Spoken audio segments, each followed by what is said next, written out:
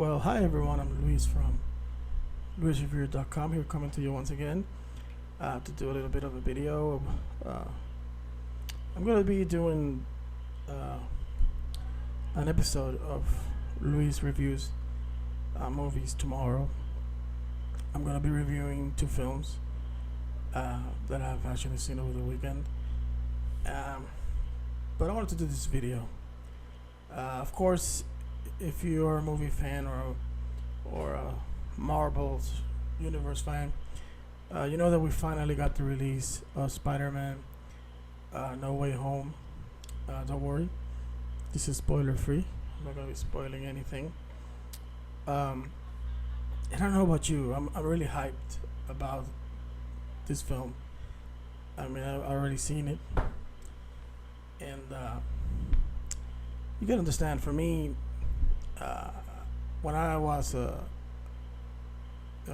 high school, my favorite comic book was Spider-Man. And when the first film came out in 2002, I believe, I loved watching Spider-Man on the big screen. Now, after Spider-Man 2, I think the films, they haven't been bad, but they hasn't been good. I think Far From Home was the first one that I felt, okay, we're getting back on track. And of course, with No Way Home, now they reached a point that I don't know if it's gonna be easy to make another film to pass this one. But anyway, what I wanted to do on this video is I'm gonna take all the Spider-Man films and I'm gonna rank them. I did this in the web page, so this is an updated version. Not much changes. So that's why instead of doing another blog entry, I wanted to do it on video because I hadn't done it on video. So this is basically what I want to do in this video. You just quickly go through the main Spider-Man films. I'm not going to go into the cartoons and all that, but I'm going to go into the main films, from Spider-Man to Into the Spider-Verse to Homecoming and all that. And I have to start it, and this is where I know a lot of people, and I just recently I commented on this film and I got a lot of backlash for it, but I stand on my opinion because this is what it is. This is just an opinion. You can share your favorite in the comments, and they don't have to be the same as mine, and that's okay. That's what this is about. This is about my opinion on the films. So I'm gonna start with number 9 because they've done 9 films now, and it's Into the Spider-Verse. This film, the animated story of Miles, it's not that it's. I don't know. I just couldn't get into the film. The movie, the style, the animation. I have to say that it looked great. It looked amazing. The concept of the Spider-Verse was interesting. I don't know why it didn't connect to the story. I don't know why. It has nothing to do with Miles. It has nothing to do with anything specific. I just didn't quite get into it. If you ask me, I really love the story of Miles that's in the Spider-Man game. Not so much the one used in the film. So that for me, that is my least favorite film of Spider-Man. I mean, it's one of the only Spider-Man films because even when the films were bad, when I first saw it, the fan in me left the theater so hyped. But with that one, no. That one, I was glad when my daughter wanted to get out of the theater, because she didn't want to keep seeing it. I was glad I was pulled out. And I'm sorry, I know the film even won awards and all that. And I'm gonna see the sequel, and I hope I like the sequel better. And I know this is where I get flack, and I know that to put this one last with a few other Spider-Man entries. But in my opinion, me as a fan, that is the least Spider-Man film that I've seen. I've only seen it. I saw it twice in the theater because I wanted to see if by seeing it a second time it actually got better. But now it didn't get any better. So at number 8 now. This one hurts. I'm putting the Amazing Spider-Man 2. When I say it hurts, it's because it has an element that I love, and that's the story of Peter and Gwen.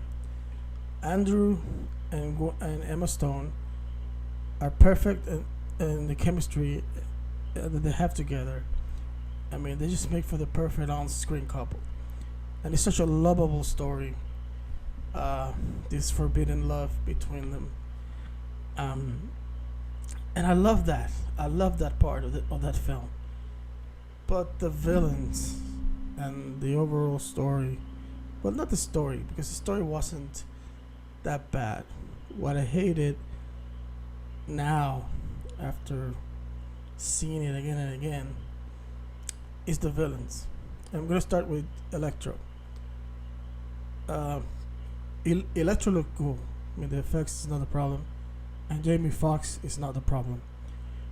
The problem is that they made him to be like the Riddler that Jim Carrey played. It was a villain with no originality. It was not alike. It was a silly villain. With a stupid origin story. Rhino looked really stupid, and I hated the actor or the way that they went around the Green Goblin. First of all, if this was a remake, you cannot go through Norman and go straight to Harry. That sucked, in my opinion. And the look, I didn't like the actor who played Harry. I guess that's what blew the film for me. But like I said, the aspect of Emma Stone and Andrew Garfield, their performance as Peter and Gwen, is what I think is the one main thing that is positive about this film. So right now I'm going, okay, that was number 8. Now we're going to number 7, and this is Spider-Man 3. Spider-Man 3. I don't know what went wrong with this one. I have to be honest. In terms of the acting, I'm gonna tackle the acting first. I think Tobey Maguire, Kirsten Dunst, and James Franco acted beautifully in the first 2 films. I think that for the third one, I think they were just passing by. I don't know why, but it didn't feel like they were that into it. Maybe they didn't. Maybe that's just the perception I get. But I don't know. There's something about the performances that seemed a little off. What the other thing that went wrong in this one is too many villains, and Venom was pushed in, and Venom should not have been pushed in. I love Sandman, how he looks. I don't mind the Harry Osborn as the Green Goblin. I think those two should have been the villains. And to put Venom the way they did, it didn't quite work. I knew that I don't know why they forced the whole alien costume thing. I didn't quite like how they handled that, even though it was hard for them to do a Secret Wars, and having that introduce the black costume. So what I have to say is that the movie has some good things. I mean, the special effects continue to look great. The action sequences, they look great. It just was a little bit cheesy at sometimes. Sandman looks great. But there were a few glitches in the story that just didn't quite work, as Spider-Man 1 and Spider-Man 2 were such amazing films and worked so perfectly that you wondered how did it go wrong. But like I said, too many. The story has some things that felt kind of pushed and rushed, and the performances. So now number 6. Number 6, I'm going with The Amazing Spider-Man. So this is a restarting of the franchise. I myself liked it. I think this one um, has no big flaws in it. I liked how they went around with the lizard. It looked good. The story made sense. Um, Andrew, like I said, actually one of my favorite Spider-Man. I don't know why. I think he played both very well, and he just didn't have luck in the scripts department. But I thought this film was good. Had good action sequences. Had good story. Had good characters. I liked that they started with Gwen rather than going directly to MJ. And had it done right, it would have been interesting to see the flow of the story towards then getting to MJ. But I think it's a good movie. Yeah, Emma and Andrew, of course. This is their first film together, and they were right on points from the start. So Dennis Leary as Captain Stacy. So it's a good film. I actually have to say that I enjoy it. I was watching it actually this weekend, and can't say that it's perfect, but I kind of point as too many flaws. Number 5, I'm going with Spider-Man Homecoming. This is the first standalone film from Spidey on the MCU. Of course, he appeared in Captain America, and then came this film. And I have to say that I liked it. I for one would have preferred the presence of Iron Man to be less. It felt frustrating as a Spider-Man fan to see him beg for Tony's approval, even though in the big scheme of the Marvel universe, I understand where they were heading. But the film is good. I mean, it just kind of. I guess it took time for me to actually grow on the going back to high school thing. But it worked. It was good.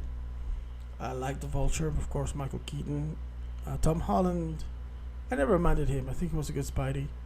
The only thing that I minded about this film was the Tony Stark needy thing. But like I said, I understood why they were going there.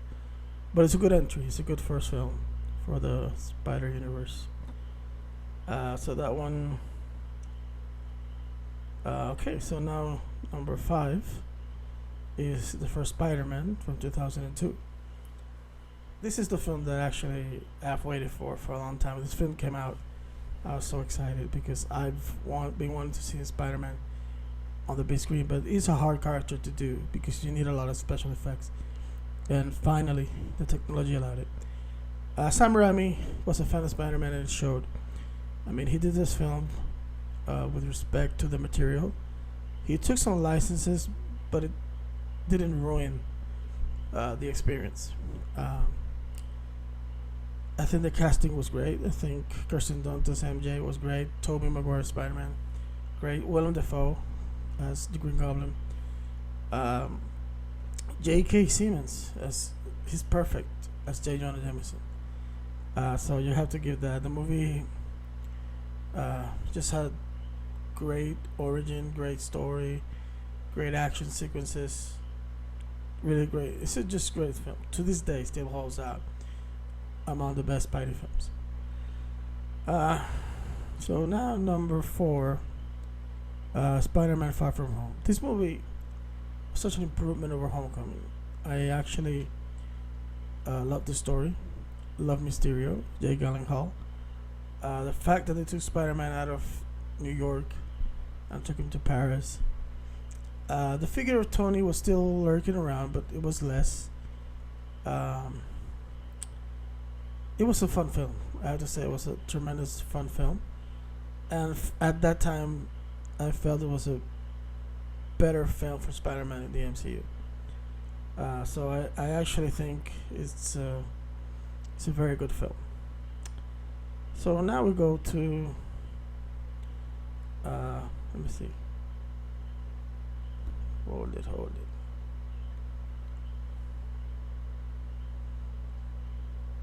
I think I got the numbers wrong. Okay, I'm gonna recap. Okay, you got three films. No, 3, 2. That's 5. 3, 9. Okay, so anyway, I'm gonna recap. Number 9, Into the Spider-Verse. Number 8, Amazing Spider-Man 2. Number 6, Spider-Man 3. No, I'm sorry, Amazing Spider-Man 2. Hold it, okay. Number 9, Into the Spider-Verse. Number 8, Amazing Spider-Man 2. Number 7, Spider-Man 3. Number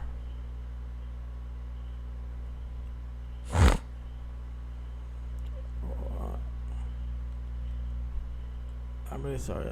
I'm trying to kind of anyway, okay, I've already mentioned the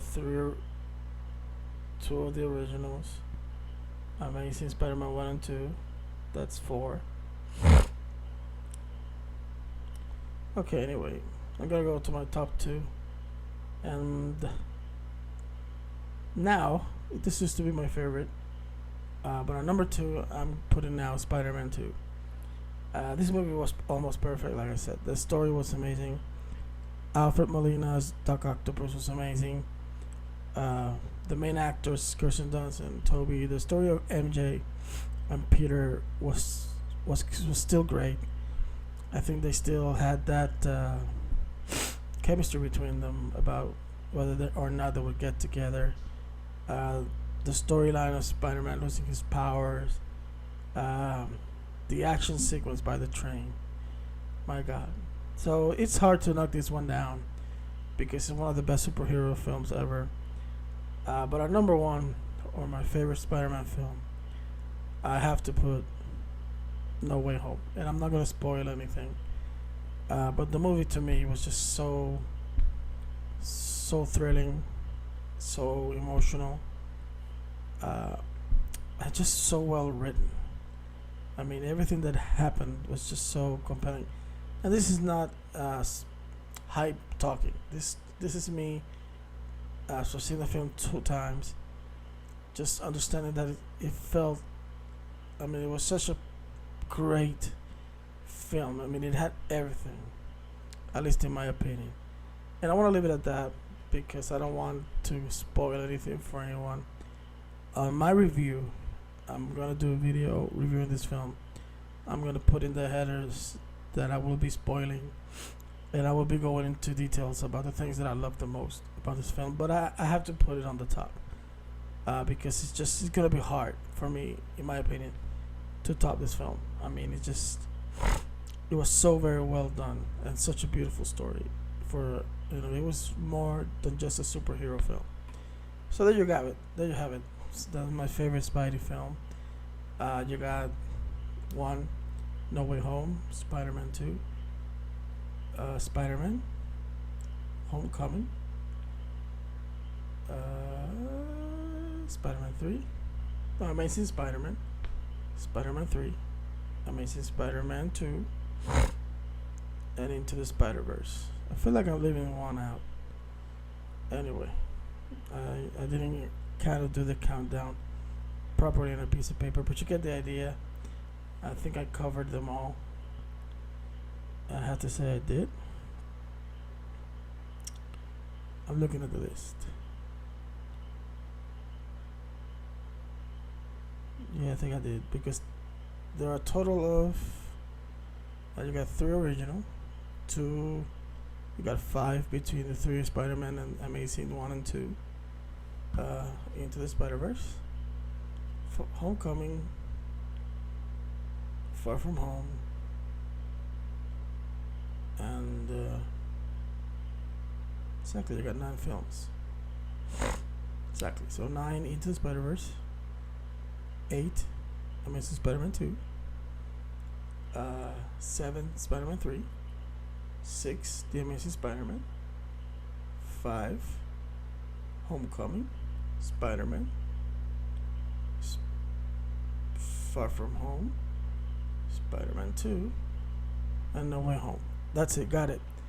Anyway, sorry. Take care.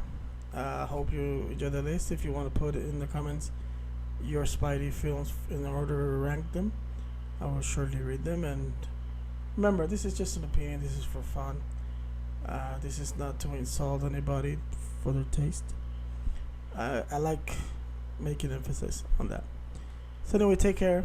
I'm gonna see you on the next. Remember to follow me on Facebook, my webpage, and on the YouTube channel. So take care.